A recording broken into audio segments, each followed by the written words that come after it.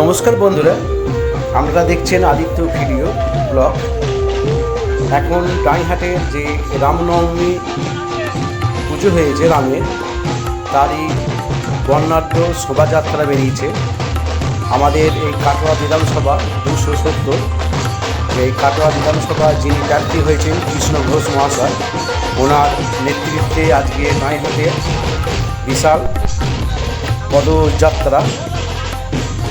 আমরা কাটোয়াবাসী, ডাইহাটবাসী আমরা চাইছি মনে প্রাণে যাতে বিজেপি সরকার গঠন হয় এই অঞ্চলে। আমরা দীর্ঘদিন বিজেপি সরকারকে চাইছি। আমরা 34 বছর বাম শাসনও দেখলাম, 15 বছর তৃণমূল কংগ্রেসেরও শাসন দেখলাম, উন্নয়ন আমাদের সেরকম চোখে পড়েনি। আমরা চাই এবার পরিবর্তন দরকার, পরিবর্তন হোক, বিজেপি আসুক ঘরে ঘরে। বিজেপি কেন্দ্রে যেমন উন্নয়নমূলক কাজ করে চলেছেন, সেই কাজের ধারা আমরা অব্যাহত রাখতে চাই ডাইহাটেও।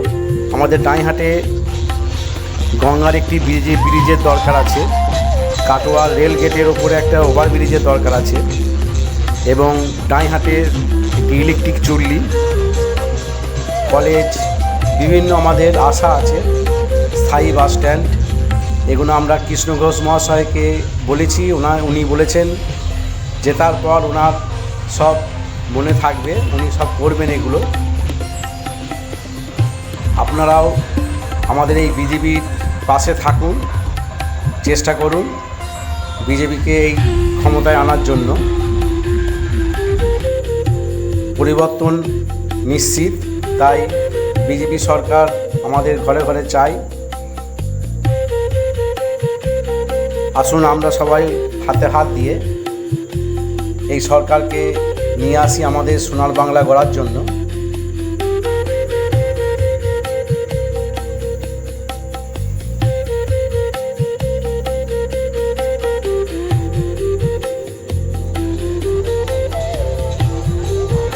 আজকে ডাইহাটের প্রচুর মানুষের যা উচ্ছ্বাস দেখলাম, সবাই চাইছে সরকার আসুক, এই বর্তমান সরকারের পতন হোক, নতুন সরকার আসুক। এই সরকার 5 বছর যদি সেরকম কাজ না করে আমরা আবার পাল্টাতে পারব। তাতেই আমাকে এই সরকারকে একটি সুযোগ দেওয়া উচিত। এই সরকার কী করে একবার দেখুক মানুষ। ভাতা দিয়ে তো আর চলে না, আর যদি ভাতাই বলেন তা বিজেপি সরকার তো বলছে অন্নপূর্ণা ভাতা নিয়ে আসবে মেয়েদের জন্য,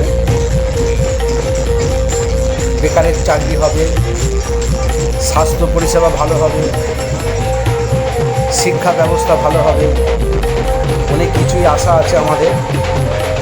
চলুন এই সরকারকে আমরা নিয়ে আসি।